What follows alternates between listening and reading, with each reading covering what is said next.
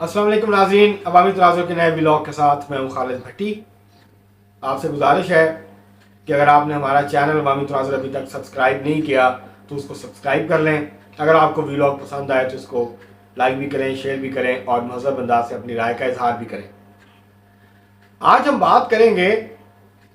जो इस वक्त हुकूमत और सुप्रीम कोर्ट के चंद जजेस, जिनमें जनाब इज़्ज़त मआब चीफ जस्टिस उमर अतिया बंदयाल साहब भी शामिल हैं,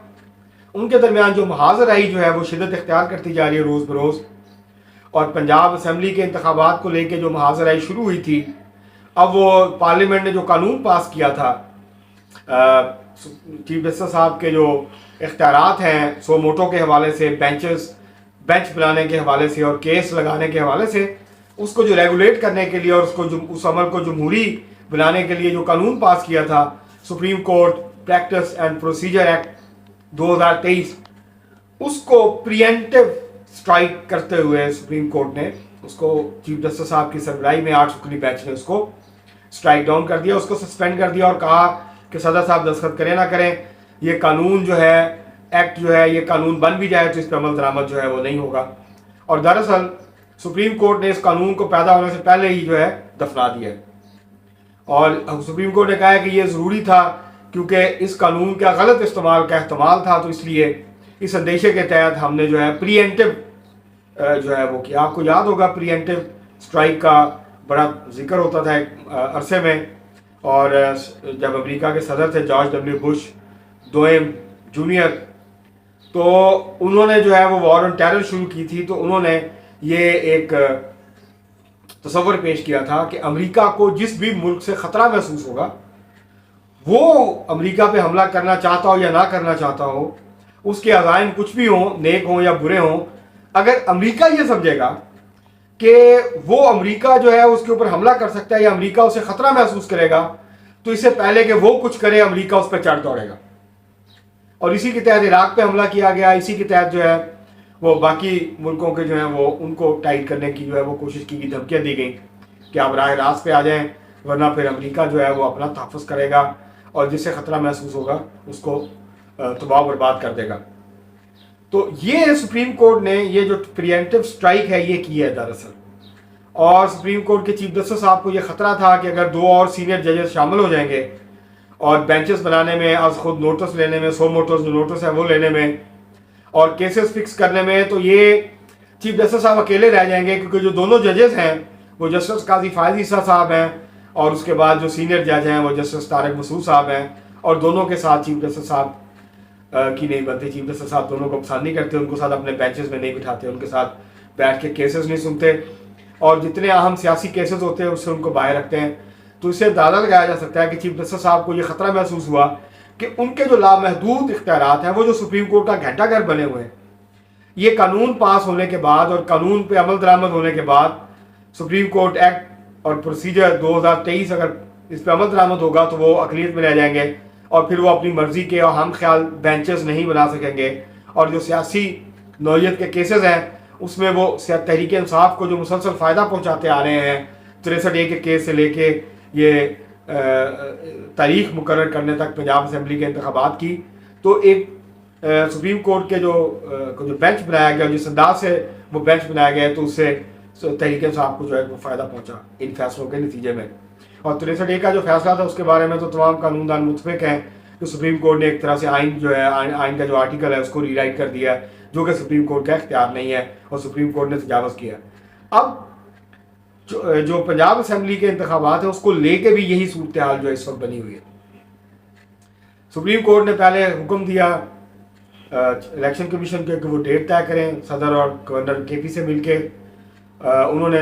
30 अप्रैल से लेके 6 जून तक की तारीख दी थी, 7 मई तक की, लेकिन उसके ऊपर जो है जो सदर मुमलकत हैं जनाब डॉक्टर आरिफ अलवी साहब, उन्होंने जो है वो 30 अप्रैल की डेट जो है वो मुंतखब की और उसके बाद इलेक्शन शेड्यूल अनाउंस हो गया। लेकिन फिर जब पैसे मांगे इलेक्शन कमीशन ने और जब सिक्योरिटी मांगी तो वो दोनों तरफ से इनकार हो गया। हुकूमत ने पैसे देने से इनकार कर दिया और वज़ारत दिफा ने सिक्योरिटी देने से इनकार कर दिया, जिसके बाद जो है वो मामला वापस सुप्रीम कोर्ट ने जो है वो दोबारा से पिटीशन दायर की PTI ने, और फिर जो है सुप्रीम कोर्ट ने 9 रुकनी बेंच बनाया, जो फिर 7 रुकनी रह गया, फिर वो 5 रुकनी रह गया, और फिर वो 3 रुकनी रह गया, और आखिर में 3 रुकनी बेंच ने चीफ जस्टिस साहब जिसकी सरबराही कर रहे थे, जिसमें जनाब जस्टिस इजाजुल हसन और जस्टिस मुनीब अख्तर शामिल थे। तो उन्होंने जो है वो कहा कि अब 30 अप्रैल को तो क्योंकि इंतखाबात मुमकिन नहीं है, तो 14 मई को अब पंजाब असम्बली के इंतखाबात होंगे। KP असम्बली के इंतखाबात के लिए सुप्रीम हुकूमत जो तहरीक इंसाफ है वो मुनासिब फोरम पे चली जाए, और जब तहरीक इंसाफ ने पिटीशन दायर की तो सुप्रीम कोर्ट ने वापस कर दी इतराज़ लगा के। उसके बाद अब सुप्रीम कोर्ट जो है वो पेशावर हाई कोर्ट के अंदर गई है वहाँ पे डेट लेने के लिए। ये जो असम्बलियाँ तोड़ी गई थी इसके दरमियान चंद दिन का फ़र्क है, और अगर 90 दिन के अंदर इंतखाबात होना आइनी मसला है तो फिर सिर्फ पंजाब में तो आइनी मसला नहीं है, वो तो KP का भी आइनी मसला है। तो अब सुप्रीम कोर्ट जो है वो पंजाब के इंतखाबात को लेके इतना दिलचस्पी का इजहार क्यों कर, ये जाहिर है वो ये समझते हैं अगर पंजाब में पहले इंतखाबात हो जाते हैं और इमरान खान साहब जीत जाते हैं तो ये जो पूरा सियासी ढांचा है इसको धचका लगेगा, और जो इनकी प्लानिंग है कि ये इंतखाबात नहीं करवाना चाहते फौरी तौर पे, और ये इंतखाबात जो है अक्टूबर में करवाना चाहते हैं और एक साथ करवाना चाहते हैं, ताकि तहरीक इंसाफ को जो अभी फौरी इंतखाबात करवाने के नतीजे में जो एक एडवांटेज मिल सकता है वो ना मिले, और तहरीक इंसाफ जो है वो अगले इंतखाबात के बाद हुकूमत ना बना सके। अब सुप्रीम कोर्ट जो है क्या वो, अब बहुत सारे लोगों का ये ख्याल है कि सुप्रीम कोर्ट जो है वो दरअसल जो नाकाम हुआ है प्रोजेक्ट इमरान खान और जो हाइब्रिड रजीम का तजर्बा हुआ था वो नाकाम हुआ, तो इस्टेब्लिशमेंट पीछे हट गई, लेकिन उमर अतिया बंदयाल साहब और चंद जजेस जो हैं वो शायद पीछे हटने पे आमादा नहीं है। तो मेरे ख्याल से वो सिर्फ इमरान खान के सियासी बचाव की जंग नहीं लड़ रहे, लड़ाई नहीं लड़ रहे, बल्कि वो अपने बचाव की लड़ाई लड़ रहे। चीफ जस्टिस साहब को ये लगता है कि मुज़ाहिर नकवी साहब के खिलाफ रेफरेंस आया हुआ है, और भी जजेस के खिलाफ रेफरेंस आए हुए हैं, और भी मजीद भी आ सकते हैं। तो अगर लिहाजा सितंबर में चले जाना है उमर अतिया बंदयाल साहब ने, और उससे पहले अगर इंतखाबात नहीं होते तो फिर इंतखाबात उस वक्त होंगे जब justice Qazi Faez Isa chief justice of Pakistan होंगे, और सुप्रीम कोर्ट के अंदर सूरत हाल तब्दील हो चुकी होगी। जो जजेस इस वक्त खुले लाइन लगाए हुए हैं चीफ जस्टिस उमर अतिया बंदयाल ने, वो सब के सब जो हैं वो अहम तरीन केसेस सुन रहे होंगे, और वो जजेस जो इस वक्त अहम तरीन जजेस बने हुए हैं और चीफ जस्टिस साहब के साथ बैठ के, जिनको हम ख्याल जजेस भी कहा जाता है, केसेस सुनते हैं, ये खुले लाइन लगे होंगे बहुत हद तक। तमाम अहम आइनी और कानूनी जो केसेस और सियासी केसेस हैं, नौयत के जो केसेस हैं, वो फिर जस्टिस काजी फायज ईसा और उनकी सरबराही में जो बेंचेस हैं वो सुनेंगे। सूरत हाल तब्दील हो जाएगी सुप्रीम कोर्ट के अंदर। तो जो सबसे ज़्यादा खतरा होगा वो जस्टिस मुज़ाहिर नकवी साहब को होगा। अगर काजी फायज ईसा साहब चीफ जस्टिस बनते हैं तो फिर वो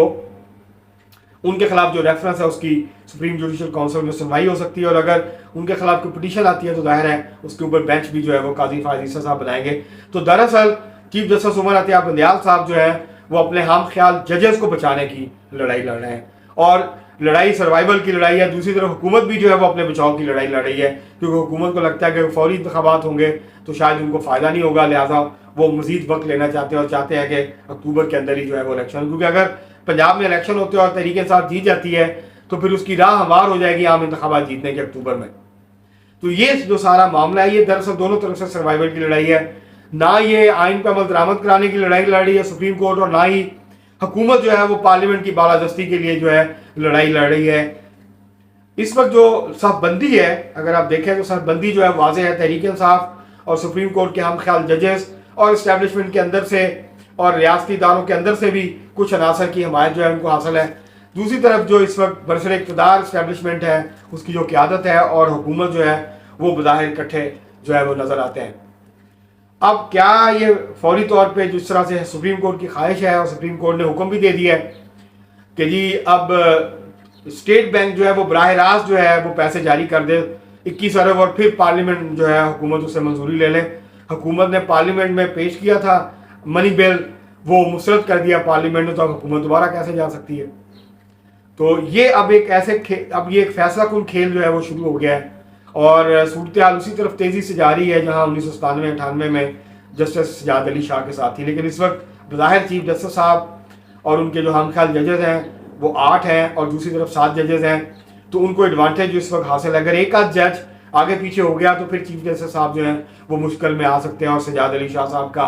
की तरह का जो मामला है वो उनके साथ हो सकता है। दूसरी तरफ पार्लियामेंट भी, हुकूमत भी जो है वो पार्लियामेंट के जरिए अपने आप को असर्ट कर रही है और पीछे हटने के ऊपर आमादा नहीं है। तो चीज़ें जो है वो तसादुम की तरफ बढ़ रही हैं, फैसला कुन मार्के की तरफ जो है वो चीज़ें बढ़ रही हैं। इस सारी लड़ाई के अंदर जो एस्टैब्लिशमेंट है उसका रोल जो है वो बहुत ज़्यादा अहम और फैसला कुन होगा। वो किसके साथ खड़े होंगे? अगर वो खुल के हुकूमत के साथ खड़े होते हैं तो फिर सुप्रीम कोर्ट को पीछे हटना पड़ेगा, वरना ये भी हो सकता है कि अगले चंद माह तक हमें एक इंतशार की कैफियत नजर आए, चीफ जस्टिस साहब की सरबराही में बेंच फैसला दे, हुकूमत उसको ना माने, और दूसरी तरफ दूसरे जो जजेस हैं वो कोई और फैसला दे दें, और ये वो वैसी ही कैफियत जो है वो डेवलप हो जाए जिस तरह के सजाद अली शाह साहब के दौर में डेवलप हो गई थी। सुप्रीम कोर्ट इस वक्त तकसीम नज़र आती है और ये तकसीम जो है वो मज़ीद बढ़ने का इम्कान है। अभी तो अफवाहें भी गर्दिश कर रही हैं मुख्तलिफ़ किस्म की, जजेस की आपस में तल्ख कलामी, हाथापाई, मुख्तलिफ़ किस्म के वाक़यात जो है उसके ऊपर सोशल मीडिया पे वीलॉग्स हो रहे हैं सोशल मीडिया पे इसके हवाले से। अगरचे सुप्रीम कोर्ट ने के तर्जमान ने जो है वो उसकी तरदीद की है और कहा है कि ऐसा कुछ नहीं हुआ, ये सब मन घड़त जो है वो कहानियाँ हैं और सुप्रीम कोर्ट को की जो इज़्ज़त और वक़ार है उसको कम करने की कोशिश हो रही है। लेकिन बहुत सारे जो जर्नलिस्ट हैं वो अपनी इस खबर पे कायम है कि तल्ख-कलामी भी हुई है और आपस में जो है वो ताल्लुकात की नौयत भी जो है वो रोज़ बरोज़ जो है वो ख़राब से ख़राब तर होती जा रही है। तो ये कैफियत अगले कुछ अरसे में हमें जारी रहते हुए नज़र आती है। और ये जो सर्वाइवल की लड़ाई है, बिना कानून की हुक्मरानी की लड़ाई है, क्योंकि सिर्फ एक आर्टिकल का मामला नहीं है। सुप्रीम कोर्ट इस वक्त दरअसल इंतज़ामिया के मामला में बराह रास्त मुदाखलत कर रही है। सुप्रीम कोर्ट ने जो है वो इंतज़ामिया का इख्तियार भी ले लिया और वो मुकर्रना का इख्तियार भी जो है वो अपने पास लेने की कोशिश कर रही है। ये जो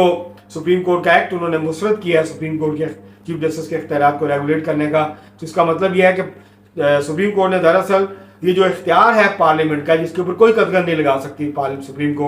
सुप्रीम कोर्ट ने उसके ऊपर कदगन आयन करने की जो है वो कोशिश की है। और सुप्रीम कोर्ट इंतज़ामिया को जो है वो उसको भी हुकूमत से जो है उसके इख्तियारात छीन के वो खुद से उन इख्तियारात को इस्तेमाल जो है वो करने की कोशिश कर रही है। और इसके नतीजे में तनाव जो है वो बढ़ता जा रहा है, जो इख्तलाफात हैं वो शिद्दत इख्तियार करते जा रहे हैं, और जो टकराव है वो अब बराह रास्त जो टकराव है उसके खदशात जो है वो बढ़ रहे हैं, बल्कि हालात जो है वो तेज़ी से बराह रास्त तसादम की तरफ जो है वो बढ़ रहे हैं। आज के लिए इतना ही, बहुत शुक्रिया।